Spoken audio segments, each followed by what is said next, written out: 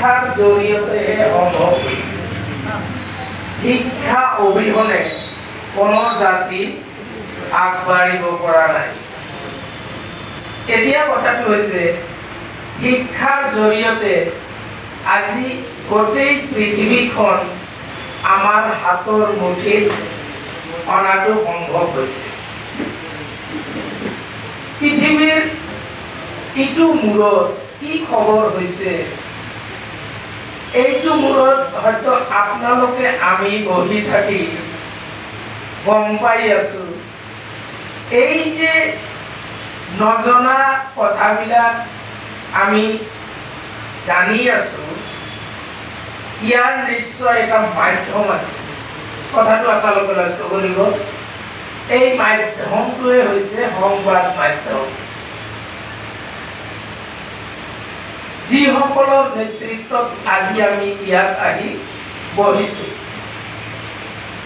এখেতসকলে এই আমাৰ সমাজৰ নজনা কথাবিলাক এওঁলোকে বহুত কষ্ট কৰি সংগ্ৰহ কৰি আমাক জনাই আছে।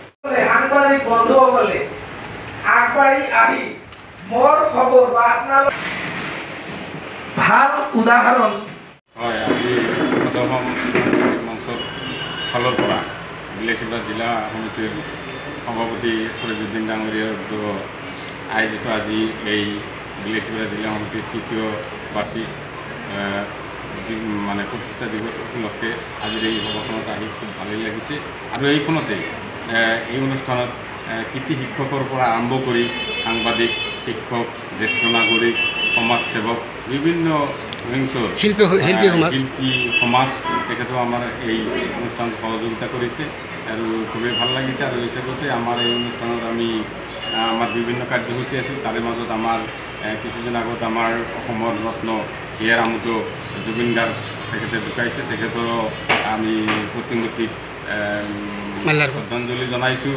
এই কাৰ্যসূচীও আমাৰ এই অনুষ্ঠানত আছিলে। আৰু এই হিচাপতে আমি এই জুবিন গাৰ্গক ন্যায় জাষ্টিচ পাব লাগে, এইটো আমি আপোনালোকৰ এই মঞ্চৰ যোগেদি আমি এইটো আহ্বান জনাইছোঁ। চৰকাৰক তথা জাষ্টিচ সকলক আমি এইটো অনুৰোধ জনাইছোঁ যাতে তেখেতৰ আত্মাই এইটো ন্যায় জাষ্টিচ পায় আৰু তেখেতৰ আত্মা যাতে চিৰশান্তিত থাকে।